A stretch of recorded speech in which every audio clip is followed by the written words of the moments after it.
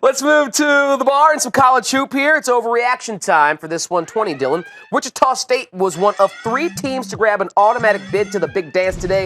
And as a top 10 team in the Ken Pom rankings, they would have gotten into the tournament even if they had lost the MVC to Illinois State. For the Shockers, a lot of big names are gone, but this team has some quality wins on its resume.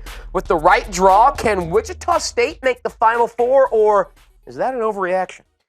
I don't think that's an overreaction. I mean, listen, they've, from a mid-major standpoint, they've done that before, and obviously coming in undefeated, things like that in years past, puts a certain target on your back where you feel like you're almost not a mid-major team. There was a lot of players on that Wichita State team, Van Vliet or Baker, some guys that could really, really play.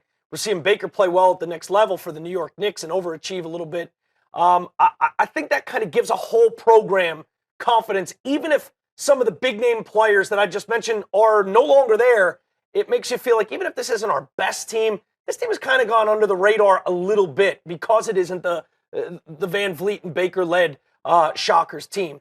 The 2 teams we've been focusing on from the Missouri Valley all year, Illinois State and Wichita State. I think Wichita State had a very impressive win. To win this game by 20 points over Illinois State, a very good team, showed us just how good the Shockers are. Based on that confidence, getting a little bit of rest here. That's the way it works as a mid-major. Let all the big boys go sort it out, lick your wounds, kind of get right in practice, and that's something that Coach Marshall will do.